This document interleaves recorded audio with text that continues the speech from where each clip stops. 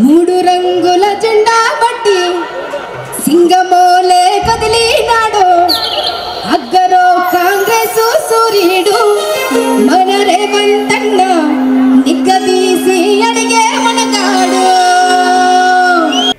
Promise చేసినవి ఇవాళ మనం ఆయన్ని అందుకనే చక్కగా థ్యాంక్ యూ అని చెప్పుకుంటూ ఒక అభినందన సభ ఏర్పాటు చేశాము. ఆయన కృతజ్ఞత జరుపుకోవాలి మనం. సో మనందరం ఆనందంగా ఆహ్లాదంగా ఈ ఆరోగ్యకరమైన వాతావరణాన్ని మనం పెంపొందించాలి. ఎందుకంటే ఇంతమంది సీఎంలు వచ్చారు, ఎవరైనా మనకి ఏమైనా చేశారా? ఎవరైనా ఏదైనా చేశారా? Yes or no? కానీ రేవంత్ రెడ్డి గారు మనకి చేస్తున్నారని హామీ ఇచ్చారు. సో ఆయన ఇవాళ ఇవన్నీ కూడా అనౌన్స్ చేస్తారు. కాబట్టి ఆయనకి కృతజ్ఞత తెలియజేస్తూ మనం ఇవాళ ఈ సభ అంగరంగ వైభవంగా జరుపుకున్నాము, హ్యాపీగా ఉన్నాము. అండ్ ఇలాగే ప్రగతి సాధించాలని డెఫినెట్ గా ఇక్కడ ఉన్న అధ్యక్షులందరినీ కూడా మనస్ఫూర్తిగా కోరుకుంటున్నాం. ఎందుకంటే వీరందరి వల్లే ఇది సాధ్యపడుతుంది.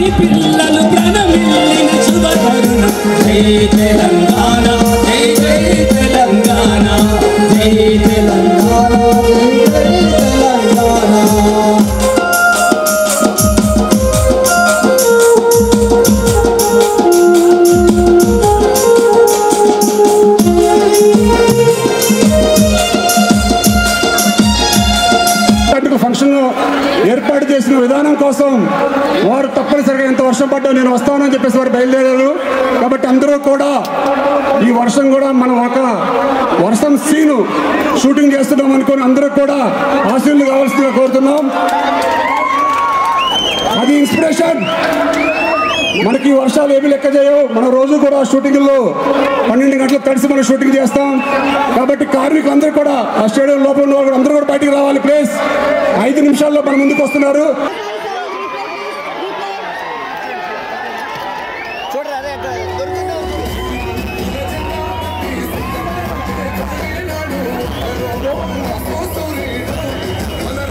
ఈరోజు సినిమా షూటింగ్ చేస్తున్నాం. మన హీరో వచ్చారు కాబట్టి మనందరం కూడా ఇక స్టార్ట్ చేద్దాం. ముందుగా Telugu film industry employees federation 24 కార్మిక సంఘాల సోదరీమణులందరికీ పేరు పేరున నమస్కారాలు తెలియజేసుకుంటూ ఈ వేదికను అలంకరించిన మన పేదల పెన్నిధి తెలంగాణ రాష్ట్ర ముఖ్యమంత్రి వర్యులు మన సినీ చరిత్రలో 1992 తర్వాత చెన్నై నుంచి హైదరాబాద్ వచ్చిన తర్వాత ఇంతవరకు సినీ కార్మికులు ఏ ఒక్క ముఖ్యమంత్రి గారిని కలిసింది లేదండి. మొట్టమొదటిసారి అసలు 24 శాఖలు ఉన్నాయి. ఈ శాఖల్లో 25,000 మంది సినీ కార్మికులు ఉన్నారని గుర్తించి మీ కష్టాన్ని తెలుసుకుంటారా అని చెప్పి ఇంటికి పిలిచి 3 గంటల సేపు సుదీర్ఘంగా ఒక్కొక్క యూనియన్ గురించి సమస్యలు తెలుసుకున్న మన సినిమా హీరో, మన తెలంగాణ రాష్ట్ర హీరో, మన పేదల హీరో, మన తెలంగాణ రాష్ట్ర ముఖ్యమంత్రులు శ్రీ రేవంత్ రెడ్డి గారికి మనందరి తరఫున స్వాగతం పలుకుదాం. Telugu cinema industries employees federation 24 crafts అభినందన సభకి వచ్చిన వారందరికీ స్వాగతం, సుస్వాగతం. సీఎం రేవంత్ రెడ్డి గారు, మీరు ఇవాళ వచ్చింది కూడా సినిమా స్టైల్లో అండి. సినిమా స్టైల్లో ఈ వర్షం, ఆ పువ్వులు, వాటర్ స్టైల్ హీరోలాగే వచ్చారండి మీరు కూడా ఇవాళ. And you are the hero today for us. ఎందుకంటే సినిమా ఇండస్ట్రీ వాళ్ళందరికీ కూడా ఎన్నో మంచి వెలుగులు చూపించారు. అండ్ మాకు మొట్టమొదటి సీఎం మీరు ఇవన్నీ చెప్పినందుకు మీకు మా ప్రత్యేకమైన కృతజ్ఞతలు తెలియజేస్తున్నాము, స్వాగతం పలుకుతున్నాము. అలాగే ఇక్కడ వచ్చిన పెద్దవారందరికీ మా స్వాగతం పలుకుతున్నాము. కోమటిరెడ్డి వెంకటరెడ్డి గారికి, అలాగే వివేక్ గారికి, తుమ్మల నాగేశ్వరరావు గారికి, అలాగే రవాణా శాఖ మంత్రి ప్రభాకర్ గారికి, దిల్ రాజు గారికి, అలాగే ఇక్కడ వచ్చిన అనిల్ కుమార్ గారు, అమ్మిరాజు గారు, భరత్ భూషణ్ గారు, దామోదర్ ప్రసాద్ గారు, ప్రసన్న కుమార్ గారు, రవి గారు, సునీల్ నారాయణ్ గారు, వీరశంకర్ గారు, శ్రీమతి అనురాధ గారు, ఇలా అందరికీ కూడా సినిమా టీవీ బృందం వారందరికీ కూడా ఆహ్వానం పంచుతూ ముందుగా ఆ రిక్వెస్ట్ ప్రముఖులు, నిర్మాతలు, డైరెక్టర్లు, సినీ కార్మిక సంఘాల నాయకులు, సినిమాకి ప్రాణప్రదమైన, సినిమాకి సజీవ ప్రాణం పోస్తున్న వేలాది మంది కార్మికులు ఈనాడు వర్షంతోనే విజయం సాధించారు. మీ పట్టుదలను పరీక్షించడానికి, మీ కార్యక్రమాన్ని వీక్షించడానికి వర్ణదేవుడు ప్రయత్నం చేసినా వర్ణదేవుడి ముందు మీరు నిటారుగా నిలబడి ఈనాడు ఈ కార్యక్రమాన్ని నిర్వహించి ఈ కార్యక్రమాన్ని విజయవంతం చేసినందుకు కార్మిక సోదరులందరికీ మనస్ఫూర్తిగా అభినందనలు, కృతజ్ఞతలు తెలియజేస్తున్న మిత్రులారా,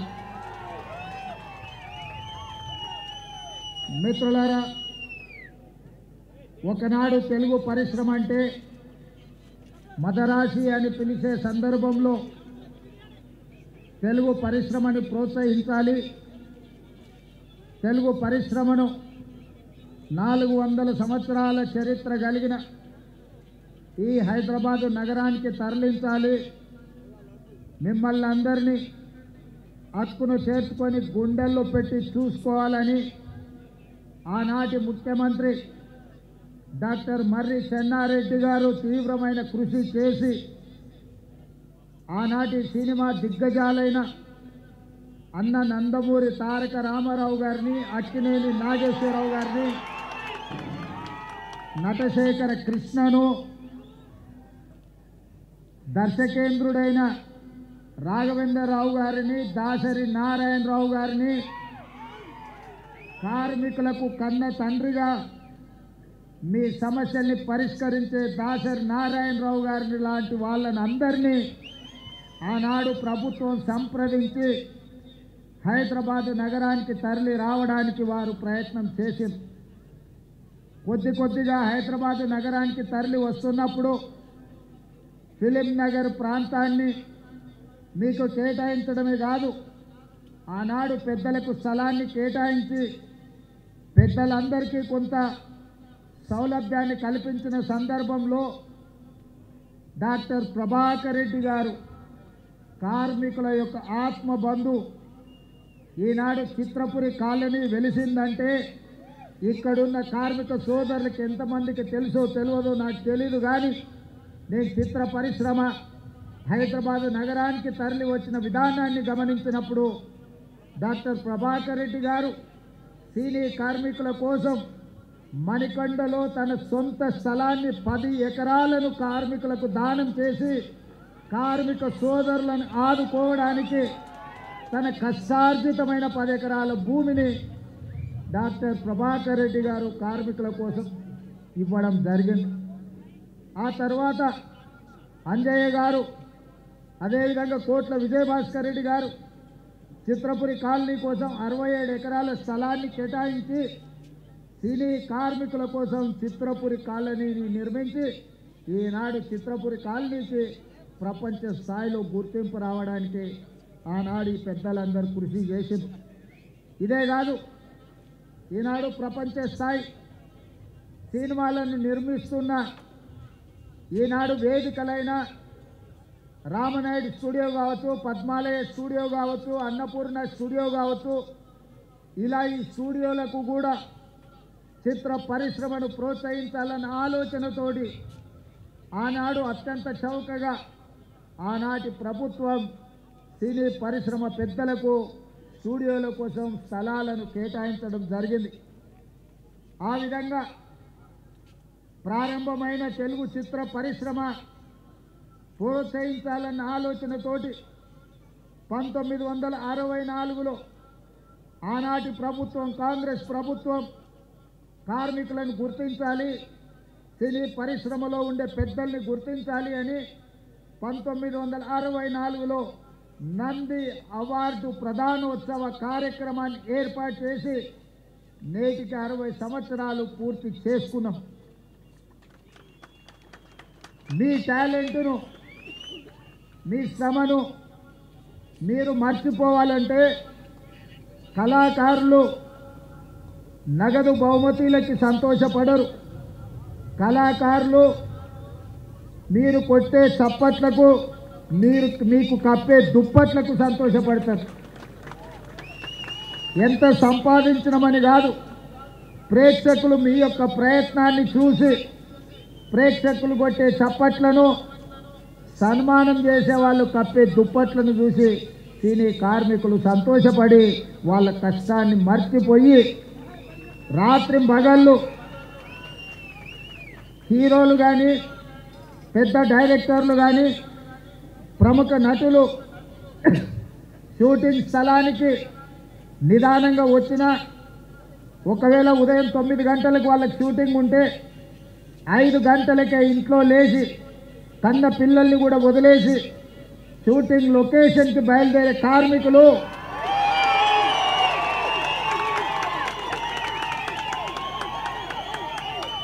తెల్లవారక ముందే, కోడి కూయక ముందే కన్న పిల్లల్ని చూసుకున్నా చూసుకోకపోయినా నిబద్ధతతో, బాధ్యతతో చిత్ర పరిశ్రమకు అహర్నిశలు కృషి చేసి రాత్రి 9 గంటల వరకు షూటింగ్ ఉంటే 9 గంటలకే మీ పని అయిపోదు. గొప్ప కళాకారులు 9 గంటలకు షూటింగ్ ముగించుకొని వెళ్తే అన్ని సర్దుకొని మళ్ళీ ఇంటికి చేరే వరకు రాత్రి 12-1 గంట అవుతుంది.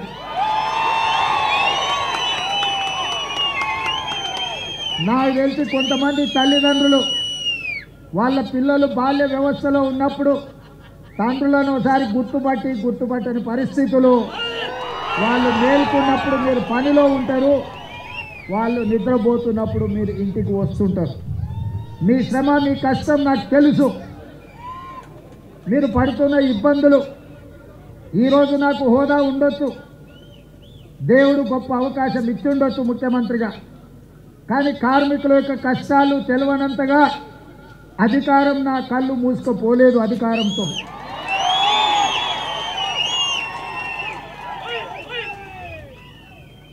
కార్మికులు, కవులు, కళాకారులను సన్మానించే నంది అవార్డు కార్యక్రమం తెలంగాణ రాష్ట్రం వచ్చిన తర్వాత కాలగర్భంలో కలిసిపోయింది 10 సంవత్సరాలు. మళ్ళీ రెండవ తెలంగాణ రాష్ట్ర ముఖ్యమంత్రిగా నేను బాధ్యతలు చేపట్టిన తర్వాత మీతో ఒక సత్సంబంధాలు ఏర్పరచుకోవాలి, మీ సమస్యల్ని తెలుసుకోవాలని మిత్రుడు నిర్మాత దిల్ రాజు గారిని ఫిలిం డెవలప్మెంట్ కార్పొరేషన్ చైర్మన్గా, తను కూడా గ్రామీణ ప్రాంతం నుంచి కష్టపడి పైకి వచ్చినవాడు, కార్మికుల కష్టాలు తెలుసుకొని రాష్ట్ర ప్రభుత్వానికి వారధిగా ప్రయత్నం చేస్తాడు, వారధిగా ఉంటాడు అని వారిని నియమించడం జరిగింది. వారితో మాట్లాడి తెలుసుకొని ఆగిపోయిన నంది అవార్డుల కార్యక్రమాన్ని కార్మికులకు, కళాకారులకు ప్రజా యుద్ధ నౌక తండాలలో, గూడాలలో, మారుమూల పల్లెల్లో ఉండే పేదల కోసం జీవితం సర్వం త్యాగం చేసిన గద్దర్ అన్న పేరు మీద గద్దర్ ఫిలిం ఫేర్ అవార్డ్స్ని ఒక కళాకారుడి పేరు పెట్టి, ఒక పోరాట యోధుడు, ఒక విప్లవకారుడి పేరు పెట్టి 10 సంవత్సరాలు ఆగిపోయిన గద్దర్ ఫిల్మ్ అవార్డ్స్ని గొప్పగా నిర్వహించడం ద్వారా ఈ దేశంలోనే పరిశ్రమకు ఆదర్శంగా నిలబడే ప్రయత్నం చేసినాం. మిత్రులారా, ఆనాడు మీ శ్రమతో నంది అవార్డులు సాధించడమే గొప్ప అనుకున్నాం. కానీ మీ శ్రమ వల్ల హైదరాబాద్ నగరంలో విస్తరించిన తెలుగు సినీ పరిశ్రమ నంది అవార్డులు కాదు, ప్రపంచంలోనే గొప్ప అవార్డైన ఆస్కార్ అవార్డులకి ఈరోజు గుర్తింపు పొందింది. అంటే ఆ శ్రమలో డైరెక్టర్లు, నటులే కాదు, దాని వెనుక నిరంతర శ్రమ ఉన్న ఈ కార్మికుల యొక్క శ్రమ ఉన్నది. మీ రక్తాన్ని చెమటగా మార్చి దారబోసి షూటింగ్లో ఫైటర్స్ ప్రాణాలు వదులుకుంటే ఈనాడు ఆస్కార్ అవార్డులు రావడం జరిగింది. ఈనాడు తెర మీద మీరు కనిపించరు. 2.5 గంటలు తెర మీద కనిపించే రంగుల రాట్నం, దాని వెనకాల ఉన్న మీ కన్నీటి చరిత్ర ఉన్నది. ఆ విజయం వెనకాల కార్మికుల యొక్క శ్రమ ఉన్నది. ఈనాడు మహిళా కార్మికులు కూడా తమ జీవితాన్ని సర్వాన్ని త్యాగం చేసి ఈనాడు సినీ పరిశ్రమను నిలబెట్టడానికి ప్రయత్నాలు చేస్తున్నారు. అందుకే మిత్రులారా, మీ కష్టాన్ని తెలుసుకోవాలి, మీకు ఈ ప్రభుత్వం అండగా నిలబడాలి, మిమ్మల్ని వీలైనంత మేరకు ఆదుకోవాలి. తద్వారా తెలుగు పరిశ్రమ ఈనాడు టాలీవుడ్గా కాదు, హాలీవుడ్ నుంచి కూడా ఇక్కడికి వచ్చి షూటింగ్లు జరగాలి. ఈ హైదరాబాద్ నగరం ప్రపంచ సినీ పరిశ్రమకు ఒక వేదిక కావాలన్నదే నా ఆలోచన. అందుకే ఆనాడు నేను చెప్పిన, మీరు వచ్చినప్పుడు సినీ పరిశ్రమను చిన్న చూపు చూసే సమస్యనే లేదు. ఈనాడు ప్రతివాడు, నేను ఐటీ ప్రొఫెషనల్లను, హైదరాబాద్ నగరానికి ఐటీ అడ్డాను, ఫార్మాస్యూటికల్ ఇండస్ట్రీ అను ఏ విధంగా అయితే చర్చ జరుగుతుందో, ఫిల్మ్ ఇండస్ట్రీ కూడా ఈ తెలంగాణ రాష్ట్రంలో ఐటీ పరిశ్రమ ఎట్లనో, ఫార్మా ఇండస్ట్రీ ఎట్లనో, మా రాష్ట్ర ప్రభుత్వానికి ఫిల్మ్ ఇండస్ట్రీ కూడా అంతే ప్రాధాన్యత, అంతే అవకాశాలను ఇవ్వాలని ఈనాడు నిర్ణయించుకున్నాం. మనము తెలంగాణ రాష్ట్ర ప్రభుత్వం తెలంగాణ రైజింగ్ 2047 అని ఒక విజన్ డాక్యుమెంట్ని ఈనాడు మనం తయారు చేస్తున్నాం. రాబోయే 100 సంవత్సరాలకి మన రాష్ట్రం ఏ విధంగా ఉండాలి, ప్రపంచ దేశాలతో ఏ విధంగా పోటీ పడాలి. ఈనాడు అప్పుడప్పుడు వాళ్ళు వీళ్ళు మాట్లాడుతుంటారు, మాకు బెంగళూరు, ముంబై, ఢిల్లీ పోటీ, లేకపోతే ఆంధ్రప్రదేశ్లో నిర్మించే అమరావతితో పోటీ అని. మిత్రులారా, మీరందరూ అండగా నిలబడండి. హాలీవుడ్ని ఇక్కడికి తెచ్చే బాధ్యత నాది. న్యూయార్క్, టోక్యో, సింగపూర్, దుబాయ్లతో పోటీ పడే విధంగా మన సినీ పరిశ్రమ మిత్రులు విదేశాలలో షూటింగులు కాదు, అద్భుతమైన రామోజీ ఫిలిం సిటీలో హైదరాబాద్ నగరంలో ఇక్కడ షూటింగులు చేసుకునే విధంగా ఇంకా స్టూడియోలను, కార్మికులను ప్రోత్సహించే బాధ్యత తెలంగాణ రాష్ట్ర ప్రభుత్వం తీసుకుంటుంది. అందుకే మిత్రులారా, ఈనాడు తెలంగాణ రైజింగ్ 2047లో మీకు ఏ విధంగా అయితే ఐటీ పరిశ్రమకు ఒక చాప్టర్, ఫార్మా ఇండస్ట్రీకి ఇంకొక చాప్టర్, ఎడ్యుకేషన్ ఎంప్లాయ్మెంట్కి ఒక చాప్టర్, హెల్త్కి ఒక చాప్టర్ ఎట్లయితే ఉందో, ఫిల్మ్ ఇండస్ట్రీ కోసం కూడా ఒక చాప్టర్ పెడతాం.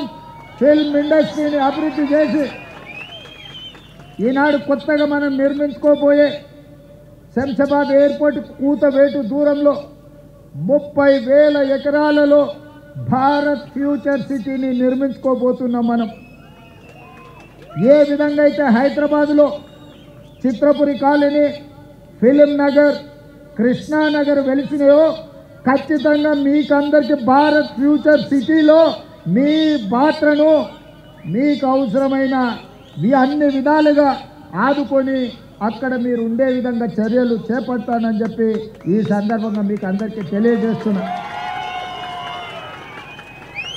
ఈరోజు హెల్త్ ఇన్సూరెన్స్, డెత్ ఇన్సూరెన్సే కాదు, మా కార్మికులు ఆరోగ్య భద్రత పూర్తి స్థాయిలో తీసుకోవాలని, అనుకోకుండా ప్రమాదవశాత్తు ఎవరైనా మరణిస్తే ఆ కుటుంబాలను ఆదుకోవాలని. ఇదే కాదు, నేను ఈ వేదిక మీద నుంచి మా అధికారులకు ఆదేశాలు ఇస్తున్నా. ఈ కృష్ణానగర్ ప్రాంతంలో 3-4 ఎకరాల ప్రభుత్వ స్థలాన్ని చూడండి. తక్షణమే నర్సరీ నుంచి 12th క్లాస్ వరకు సినీ కార్మికుల యొక్క పిల్లలు చదువుకోవడానికి కార్పొరేట్ స్థాయిలో మీకు పాఠశాల నిర్మించి మీ పిల్లలకు ఉచితంగా చదువు చెప్పించే బాధ్యత నేను తీసుకుంటా. ఈనాడు మీ శ్రమ, మీ త్యాగం, మీ కన్నీళ్ళు మీ పిల్లల భవిష్యత్తు కోసం, ఆ పిల్లల భవిష్యత్తు కోసం ఉదయమే బ్రేక్ఫాస్ట్, మధ్యాహ్నం మంచి లంచ్ పెట్టే బాధ్యత కూడా నేనే తీసుకుంటా. ఉదయం మీరు పని మీద వెళ్తే కనీసం మీ పిల్లలు నాష్టైనా చేసిండ్రా, కనీసం ఏమైనా ఒక గ్లాసు పాలు తాగిండ్రా లేదా చూసుకునే పరిస్థితులు మీకు లేవు. అందుకే నాణ్యమైన బ్రేక్ఫాస్ట్ ఇవ్వడమే కాదు, ప్రతిరోజు వాళ్లకు పాలు ఇచ్చి, ప్రతిరోజు వాళ్ళకి బ్రేక్ఫాస్ట్ పెట్టి, ప్రతిరోజు మధ్యాహ్న భోజనం కూడా పిల్లలకు పెట్టి మంచి చదువులను అందించే బాధ్యత నేను తీసుకుంటా, రాష్ట్ర ప్రభుత్వం తీసుకుంటుంది. మీ పిల్లల చదువుల బాధ్యత నాది. అదేవిధంగా ఈనాడు రాజీవ్ ఆరోగ్యశ్రీ రాత్రి పగళ్ళు కష్టపడడం వల్ల, సమయానికి తిండి లేకపోవడం వల్ల, సమయానికి నిద్ర రాకపోవడం వల్ల నడి వయసులోనే ముసలితనంలో వచ్చే సమస్యలు, ఆరోగ్య సమస్యలు మీ కార్మికులకు వస్తున్నాయి. అందుకే రాజీవ్ ఆరోగ్యశ్రీతో పాటు మీ ఆరోగ్య సమస్యల్ని ఉచితంగా వైద్యాన్ని అందించే బాధ్యత రాష్ట్ర ప్రభుత్వం తీసుకుంటుందని చెప్పి ఈ సందర్భంగా కార్మిక సోదరులకు నేను తెలియజేస్తున్నా. అదేవిధంగా ఈనాడు నిర్మాతలతో మీకు ప్రతిస్తంభన వచ్చింది. ఆనాడు రాష్ట్రానికి చెడ్డ పేరు రావద్దు, 18 రోజులు మీరు ధర్నాలు, దీక్షలు, నిరసన కార్యక్రమాలు చేపట్టింది. నేను నిర్మాతల మండలిని కూడా పిలిచి చెప్పిన, ఆ కార్మికులు కష్టపడితేనే మీరు నిర్మాతలుగా నిలదొక్కుంటారు. దర్శకులకు చెప్పిన, మీరు రాణించాలి అంటే వాళ్ళ టాలెంట్ కూడా పెరగాలి, వాళ్ళని మీరు కుటుంబ సభ్యులుగా చూసుకున్నప్పుడే మీరు రాణించగలుగుతారని దర్శక నిర్మాతలకు నేను చెప్పడం జరిగింది. ఆ తర్వాత మిమ్మల్ని పిలిచాను, కూర్చున్నాను, మాట్లాడినాను, మిమ్మల్ని అర్థం చేసుకోవడానికి, మీ సమస్యల సహేతుకతను అంచనా వేయడానికి ప్రయత్నం చేసిన. అందుకే ఈనాడు మీతో కలిసి ఆ రోజే చెప్పిన, నేను నా ఇంటికి మీరు రావడం కాదు, మీ ఊరైన కృష్ణానగర్కి నేనే వస్తా. ఎక్కడెక్కడి సుదూర ప్రాంతాల నుంచి వచ్చే వాళ్లకు ఒక అమ్మలాగా ఈ కృష్ణానగర్ ప్రాంతం మిమ్మల్ని హక్కున చేర్చుకుంటుంది. ఇక్కడ నుంచి ఎదిగిన వాళ్ళు ఎంతోమంది ఉన్నారు, ఇక్కడ ఆరోగ్యం దెబ్బతిని ప్రాణాలు కోల్పోయిన వాళ్ళే కృష్ణానగర్కు ఉన్నది. ప్రతి ఒక్కరికి ఒక కన్నీటి చరిత్ర ఉన్నది. అందుకే ఈ కష్టాలను వీలైనంత మేరకు 100% తీరుస్తానని నేను చెప్పను. ఎందుకంటే నేనేం దేవుడిని కాదు, మానవుడినే. తప్పకుండా ప్రభుత్వం చేయగలిగిన పనులు తప్పకుండా చేసే బాధ్యత నేను తీసుకుంటా.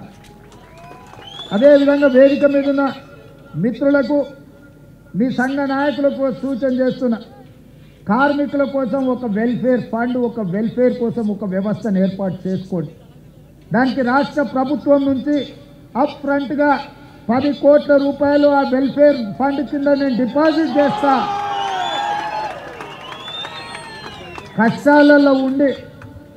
కష్టాలలో మరణించే కార్మికులను ఆదుకోవడానికి ఆ నిధిని ఉపయోగించండి. ఇదే కాదు, ఈనాడు మీ శ్రమతో ఏర్పడే పెద్ద పెద్ద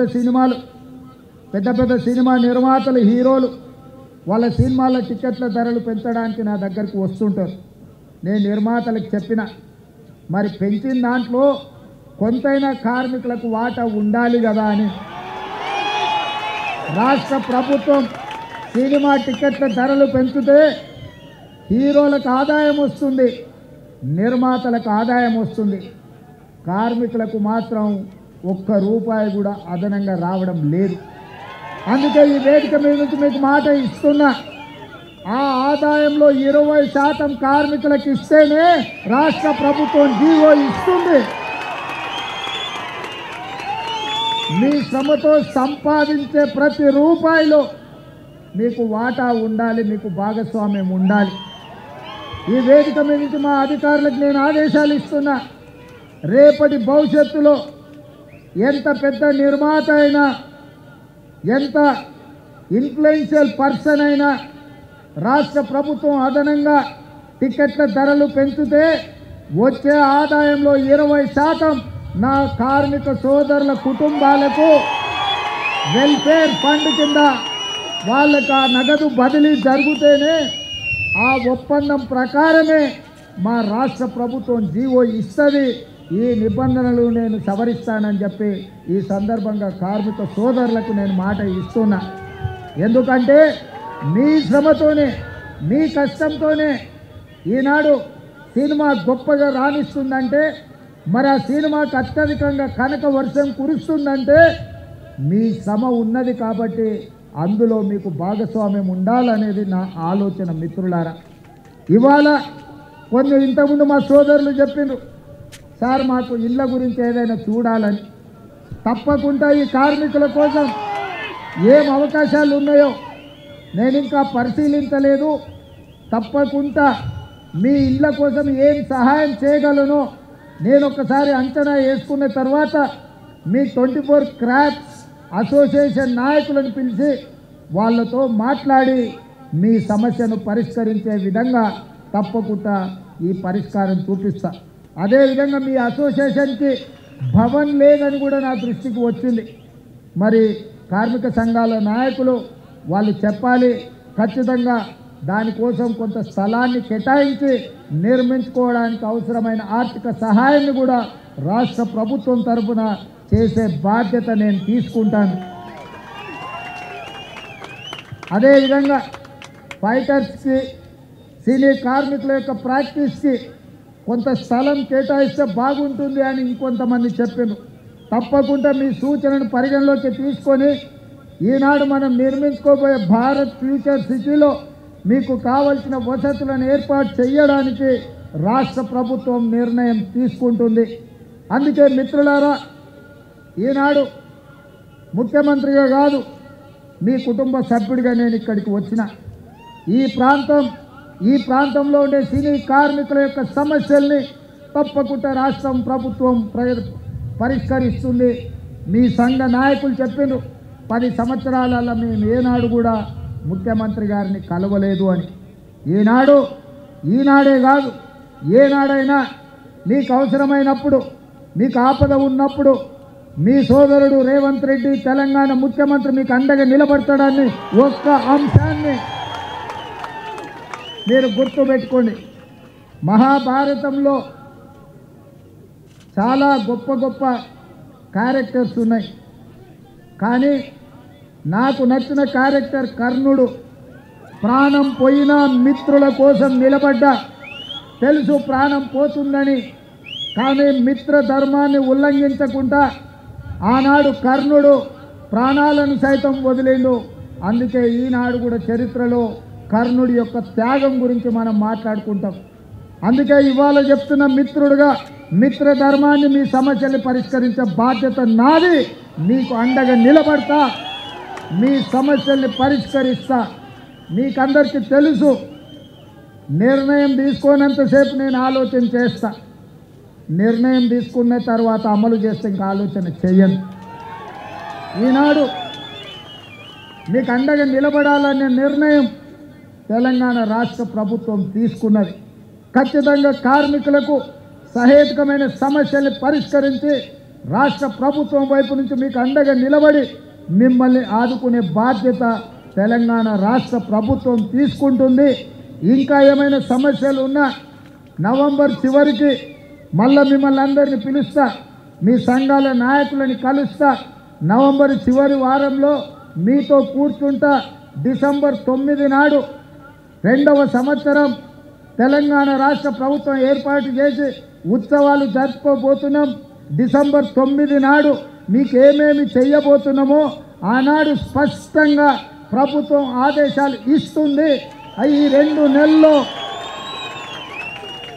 మీ పిల్లల చదువుల కోసం స్కూల్ కానీ, నిధులు కానీ, మీ కార్యాలయం కోసం స్థల కేటాయింపు కానీ, మీ వెల్ఫేర్ ఫండ్ కోసం నిధులు కానీ, దీనికి సంబంధించి ప్రతి విషయంలో నిర్దిష్టమైన ప్రణాళికతోని తెలంగాణ రాష్ట్ర ప్రభుత్వం ముందుకు వస్తుంది. ఇప్పుడు మీరు చూసిండ్రు కదా, మన సంకల్పం ఉంటే, మన పట్టుదల ఉంటే, మన ఆలోచనలో చిత్తశుద్ధి ఉంటే ప్రకృతి కూడా సహకరిస్తుంది.